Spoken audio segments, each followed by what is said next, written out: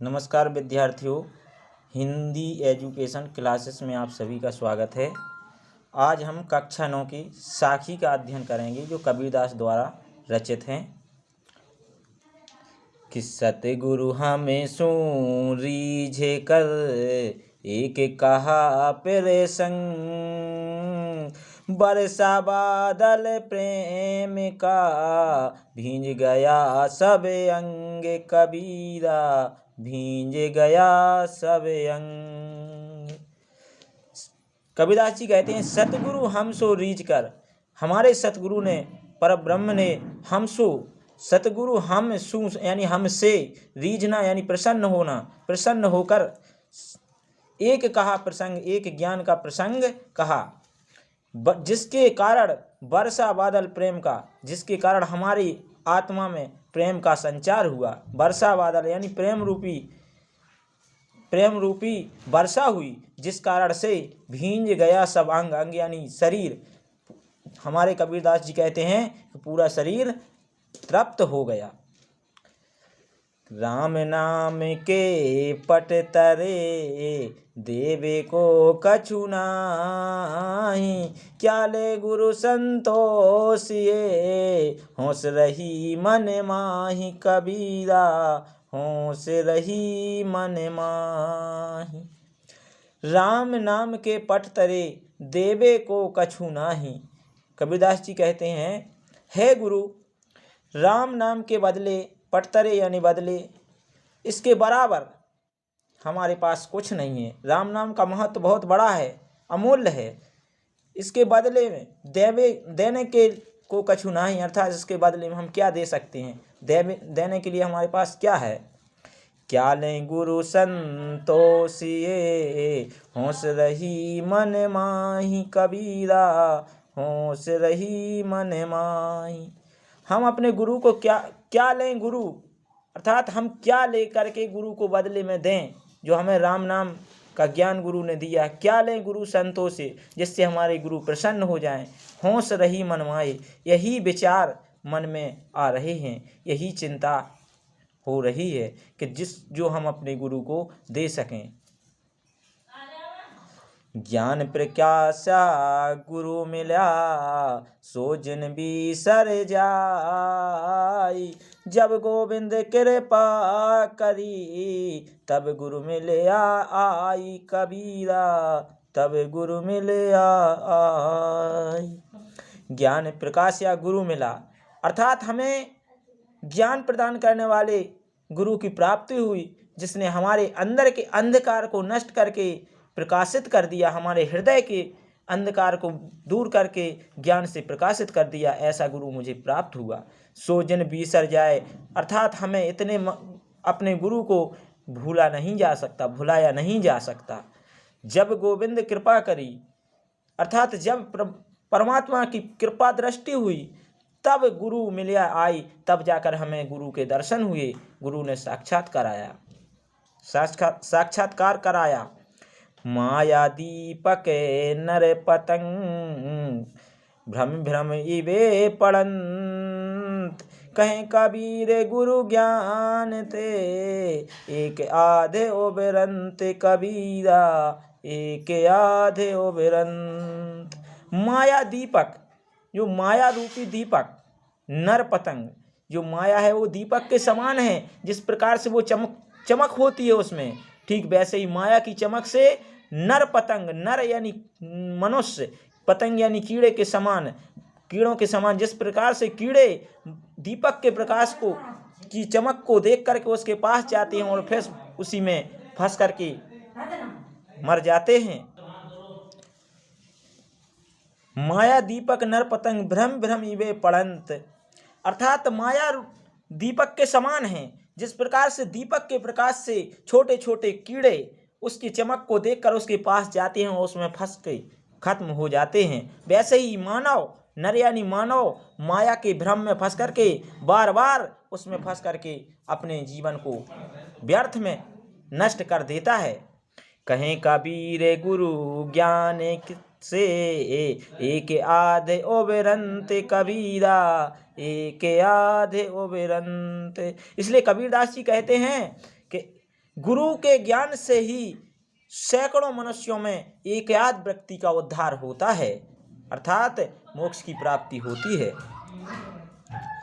कि जब मैं था तब गुरु नहीं, अब गुरु है हम नाई। ओ प्रेम गली अति साकिरी, तामे दो न समाहि कबीरा, तामे दो न समाहि। जब मैं था तब गुरु नहीं, अब गुरु है हम नाही। अर्थात कबीरदास जी कहते हैं कि जब मेरे अंदर घमंड था, मैं यानी अहंकार, जब मेरे अंदर अहंकार था तब गुरु नहीं मिला, अब जब गुरु है तब मेरे अंदर अहंकार चला गया है, घमंड नहीं रहा। अर्थात कहते हैं कि प्रेम गली अति साकरी, सकरी से तात्पर्य है छोटी, जिसमें प्रेम रूपी गली यानी रास्ता इतना सकरा है कि इसमें किसी दूसरे के लिए जगह नहीं है। तामे दो ना समाहि, अर्थात दूसरे के लिए कोई स्थान नहीं है। कि भगत भजन हरि नाव है, दूजा दोखे अपार। ओ मनसा बाचा कर मेना, कबीर सुमिरन सार कबीरा, कबीर सुमिरन सार। भगति भजन हरि नाव है, भक्ति और भजन, भगत भजन हरि नाव है, दूजा दुख अपार। केवल सज्जनों के लिए, मनुष्य के लिए, मोक्ष के लिए भक्ति और भजन ही नाव के समान है, जो एक भवसागर से पार कर सकती है। दूजा दुख अपार, और इसके अलावा मानव के लिए पूरा संसार, संपूर्ण विश्व दुख से भरा हुआ है, जिन दुखों की कोई सीमा नहीं है। अपार यानी बहुत से दुख से भरा हुआ ये संसार है। मन से, वचन से, कर्म से, अर्थात कबीरदास जी कहते हैं मन, वाणी और कर्म से हमें ईश्वर का भजन, भक्ति और भजन करना चाहिए, नाम लेना चाहिए। कबीर सुमरण सार, इसी का सुमरण करने से सबका महत्व है, इसी में उद्धार है। कबीर चित्त चमकिया, चौदस लागी लाय। हरि सुमरन हाथू घड़ा, बेगहले वो बोझाए कबीरा, बेगहले वो बोझाए। कबीर चित्त चमकिया, अर्थात कबीरदास जी कहते हैं कि गुरु के ज्ञान के प्रकाश से ही मेरे हृदय में चमक प्रकट हुई। चहु दिस लागी लाई, जिससे चारों दिशाओं में आग लग गई। और जिस आग के हरि सुमरन हाथों घड़ा, बेगले वो बोझाए कबीरा, बेगले वो बोझाए। हरि सुमरन, हरि के नाम के सुमरण का जो मेरे साथ था, हाथों घड़ा, उस घड़े से, ज्ञान रूपी घड़े से, ज्ञान से बेग ले, शीघ्र ही मैंने अपनी उस आग को बुझा लिया है। कि आसड़ियाँ झाई पड़ी, पंथ निहार निहार। ओ जीवनियाँ झाला पड़िया, राम पुकारे पुकारे कबीरा, राम पुकारे पुकार। आसड़ियाँ यानी आंतों में, आखड़ियाँ झाई पड़ी, आसड़ियाँ आँखों में झाई पड़ गई। हे प्रभु, मेरी आँखों में झाई पड़ गई आपका नाम लेते लेते। आसड़ियाँ झाई पड़ी, पंथ निहार निहार। आपके रास्ता निहारते निहारते, पंथ यानी रास्ता देखते देखते आपकी बाट में मेरी आंखों में झुर्रियाँ पड़ गईं, धुंधला सा दिखाई देने लगा। और जी भड़िया छाला पड़ा, राम पुकारे पुकारे कबीरा, राम पुकारे पुकार। और कबीरदास जी कहते हैं कि हे प्रभु, जीव में छाले पड़ गए राम राम रटते रटते, इसलिए हे प्रभु अब तो मुझे आप अपने दर्शन दे दीजिए। इस झूठे सुख को सुख कहें, मानत हैं मन मोर। मोद। ओ जगत चबे ना काल का, कछु मुख में कछु गोद। कबीरा कछु मुख में कछु गोद। झूठे सुख, इस संसार में ऐसे लोग हैं जो झूठे सुख को सुख समझते हैं, लोभ मोह की ओर भागते हैं। झूठे सुख को सुख कहें, ओ मानत हैं मन मोद। मोद यानी प्रसन्नता मानते हैं, और इन झूठे सुखों को हुई अपने मन में आनंद की अनुभूति करते हैं। जगत चावे ना काल का, कछु मुख में कछु गोद। कबीरा कछु मुख में कछु गोद।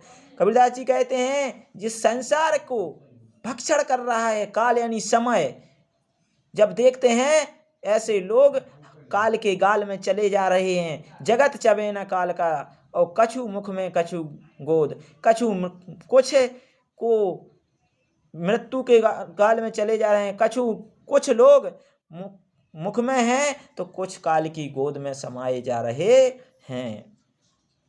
कि जब मैं था तब हरि नहीं, हरि है अब मैं नाही। उस सब अंधियारा मिटे गया, जब दीपक देखा माही। कबीरा दीपक देखा माही।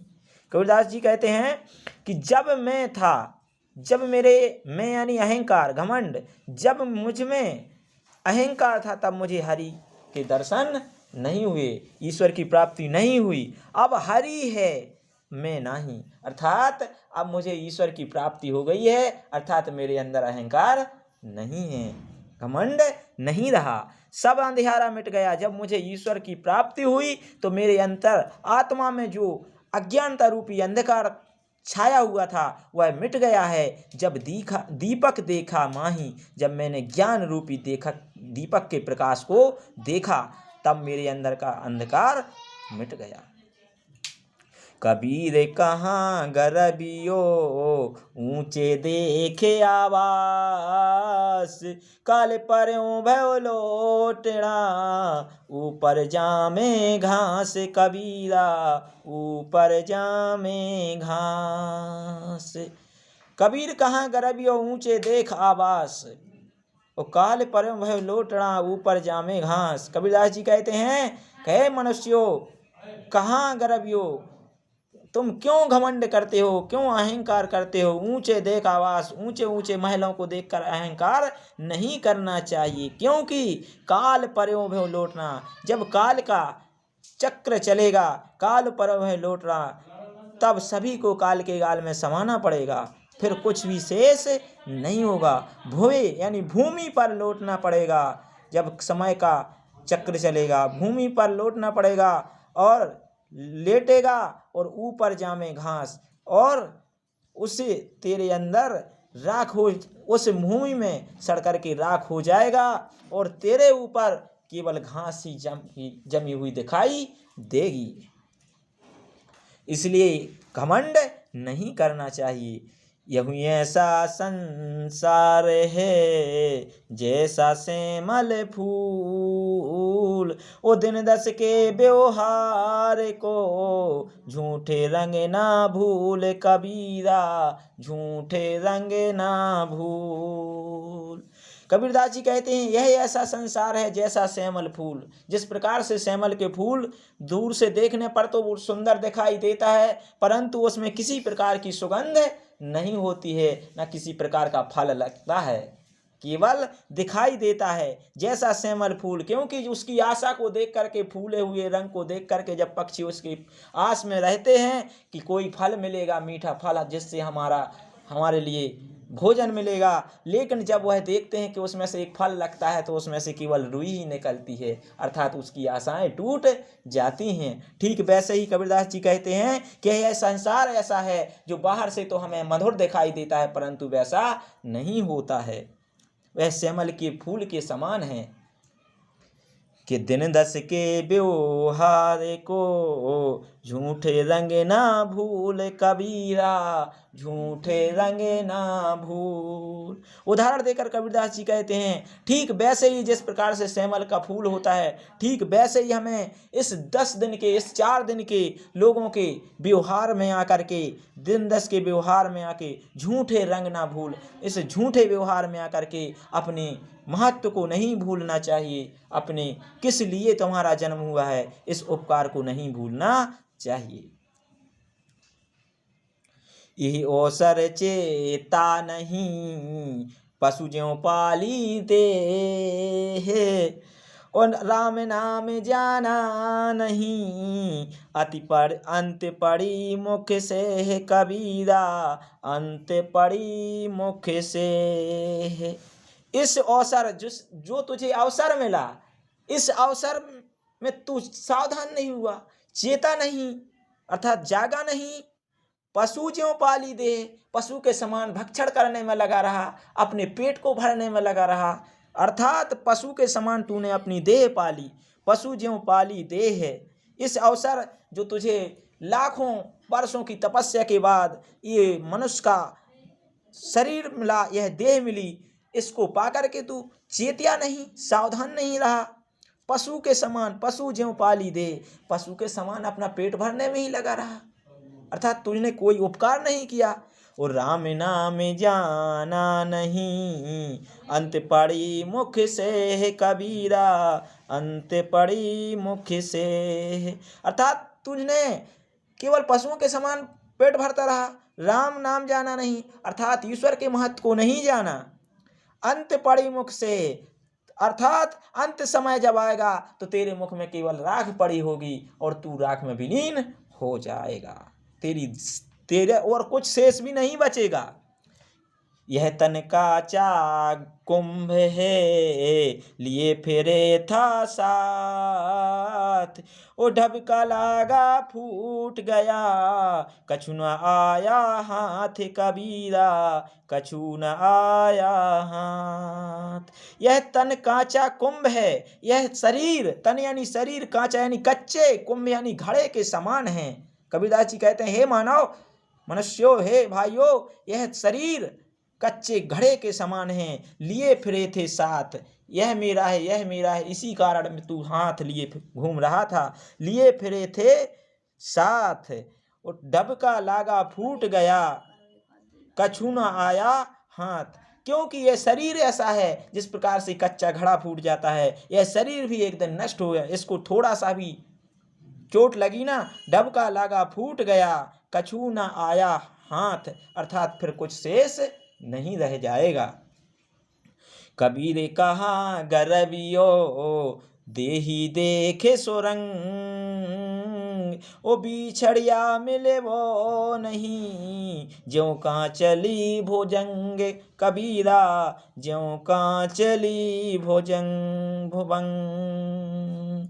कबीर कहा गरबियो, कबीरदास जी कहते हैं हमें कभी भी इस मानव तन को पाकर के घमंड नहीं करना चाहिए। इस देही देख सुरंग अर्थात इस अपनी सुंदर शरीर को देख करके हमें घमंड नहीं करना चाहिए, सुंदरता को देखकर अहंकार नहीं करना चाहिए। कबीरदास जी कहते हैं सुरंग यानी सुंदर देही को देख करके हमें अहंकार नहीं करना चाहिए, क्योंकि बिछड़िया मिले वो नहीं, जब ये हमारा शरीर चला जाएगा तो फिर दोबारा मिलने वाला नहीं है। ठीक वैसे ही जिस प्रकार से ज्यों कांचली भुवंग, भुवंग यानी सर्प, सर्प की कांचली उसको छोड़ देती है, फिर उसे दोबारा नहीं मिलती है।